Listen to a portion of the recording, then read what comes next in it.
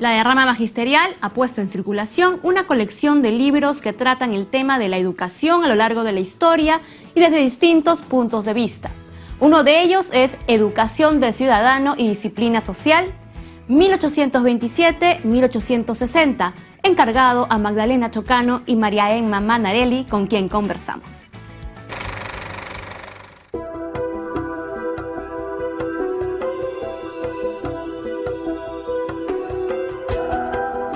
Estamos con María Emma Manarelli.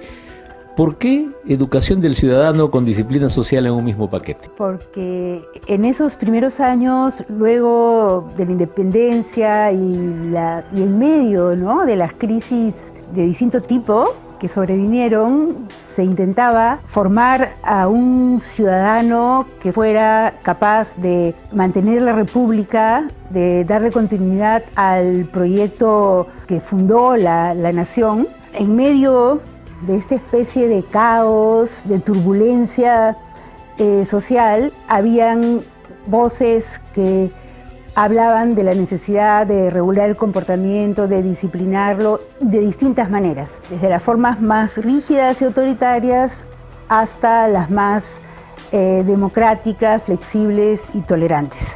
Entonces, por eso el un poco paternalista, título, ¿no? El buen salvaje. En esa época era difícil no ser paternalista, ¿no? Porque es los inicios del siglo XIX y además, bueno, el buen salvaje eran muchos, de alguna forma, ¿no? Porque eran los militares, eran los indígenas, ¿no? Eran los ex esclavos, los manumitidos, algunas veces las mujeres, ¿no?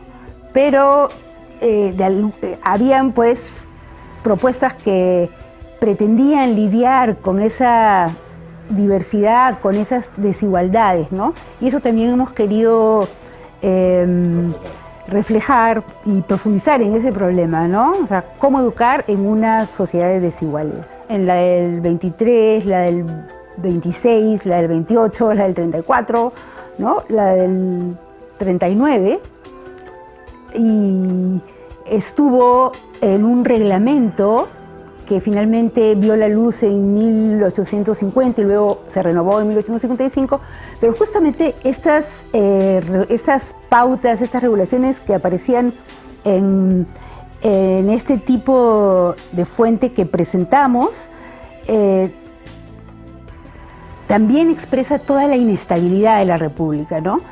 Entonces, o sea, si bien todas tienen el denominador común, donde la educación es una apuesta republicana, ¿no?, de la nación, también hay mucha inestabilidad y es casi imposible desarrollar un sistema. Hoy, en el siglo XXI, la Iglesia sigue teniendo una presencia permanente con los cursos de religión. Me imagino lo que debería hacer en esa época. Así es, eso nos pareció fascinante también, ¿no? Ver las distintas posturas que enarbolaron liberales y conservadores, aunque no siempre, digamos, la línea estaba definida, ¿no? Eran posturas que no estaban completamente cristalizadas, y en el caso, bueno, González Vigil era un anticlerical, era un clérigo anticlerical, ¿no? Curioso, ¿no? Exacto. No, él es un hombre fascinante, ¿no? En muchos sentidos, que está por la tolerancia, por la flexibilidad, por la libertad de cultos, ¿no? Escribe contra el poder de la curia romana, está en contra del concordato, ¿no? Es un regalista de alguna forma, ¿no? La Iglesia no debe intervenir en la vida de la democracia, en la vida de la república, en la vida social, ¿no? No debe mezclarse con la política. Él hace una apuesta por la secularización y por un tipo de enseñanza que fortalezca la familia, las asociaciones, la libertad de cultos, como decía, ¿no? Y publica varias obras en donde desarrolla sus ideas a propósito de la educación, defendiendo las asociaciones, defendiendo incluso a veces los masones, ¿no? Y criticando la intervención de la Iglesia en la formación escolar, ¿no? Y señalando los peligros que eso puede significar, en el sentido de que él piensa que la Iglesia, los intereses de la Iglesia no son los intereses de la patria, que son ajenos, ¿no? Y que puede desempeñar sus funciones como Iglesia, pero que no debe mezclarse con aquellas del Estado. Escribió un catecismo para la cuestión educativa que fue usado por las municipalidades, encargado, ¿no?, por el municipio. Entonces, digamos, estuvo vinculado a la vida pública, a las instituciones, a su fortalecimiento, y también escribió importancia de la educación para el bello sexo, es decir, para las mujeres, ¿no?, en los años 50, que en el año 73 fue prologado por Helen Orvig, además, ¿no? Le da a la madre de una posible familia burguesa, nuclear, moderna, cerrada, ¿no?, una familia sentimental, como dicen algunos historiadores, un papel muy importante en la educación de los hijos, ¿no? O sea, a través de la madre educada, ¿no?, no fanática, no ignorante, la patria entra en la casa, entra en el hogar y se transmite de generación en generación, ¿no? O sea, la madre tiene una función republicana para González Vigil, ¿no? Entonces, eso es bien importante porque la mayoría de las mujeres de las clases medias y altas, que eran las que se educaban en esa época, estaban en los conventos, estaban en los colegios de las congregaciones, ¿no?, que eran las que podían, digamos, las congregaciones religiosas mantenían el prestigio de las mujeres, aseguraban su honor, ¿no?, y por lo tanto también su ingreso al mercado matrimonial en buenos términos. Entonces, González Vigil se pronuncia en contra de eso, ¿no? Entonces, se pronuncia en contra de la educación religiosa de las mujeres porque está reñida con los intereses de la patria. Habían colegios distintos. Bueno, Bolívar y San Martín apuestan por educandas, ¿no? Ambos les interesa la educación de las mujeres y le otorgan un rol importante en lo que es la vida independiente, ¿no? O sea, es la mujer educadora, la mujer madre, la mujer... O sea, digamos, la patria necesita una madre educada y para eso necesitamos las escuelas. Esa es más o menos la lógica que ahora suena tradicional, pero en esa época era bastante moderna. Entonces fundan educandas, colegios educandas en todos los departamentos, digamos, lo que habían sido las intendencias, ¿no? En esa época era revolucionario.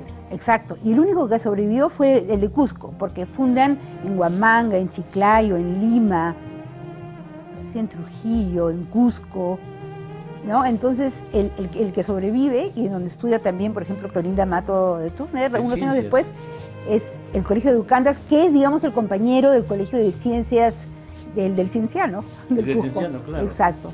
El caos político, la crisis económica, ausencia de recursos, explican el colapso de la propuesta educativa republicana inicial.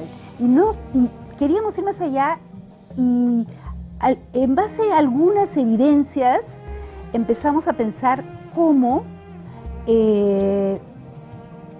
esta discontinuidad, este desmantelamiento de las propuestas iniciales, este no fluir, tiene también que ver con una dificultad de las élites para lidiar con las desigualdades, ¿no?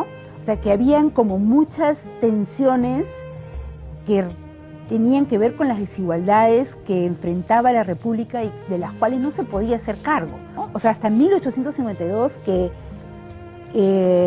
se promulga el primer Código Civil, había esclavitud en el Perú, ¿no? Nacían esclavos y había contribución indígena, ¿no? Entonces, el Perú estaba pues atravesado por una institucionalidad que se encarnaba en sus códigos, ¿no?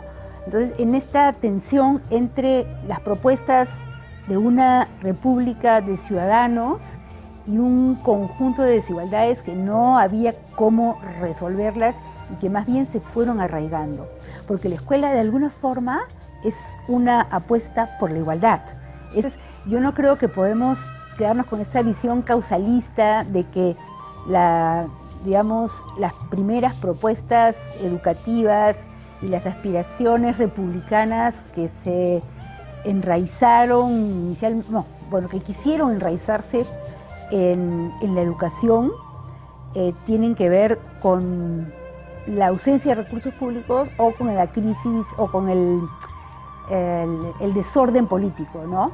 Yo creo que hay que ir más allá, porque estas son explicaciones demasiado simplistas para un problema tan complejo que, como tú bien dices, Ernesto, nos aqueja hasta ahora, ¿no? La calidad educativa, la cobertura de la escuela primaria, el desarrollo de la secundaria, etcétera, ¿no? Gracias, Mariana. Muchas gracias. No, gracias a ti, Ernesto. Placer. Es realmente importante el trabajo que realiza la derrama magisterial al tratar de manera tan amplia el tema de la educación y de la historia, y con profesionales solventes como María Irma Manarelli, a quien por supuesto agradecemos por haber estado en el programa. Vamos a la pausa y regresaremos con la última parte del programa.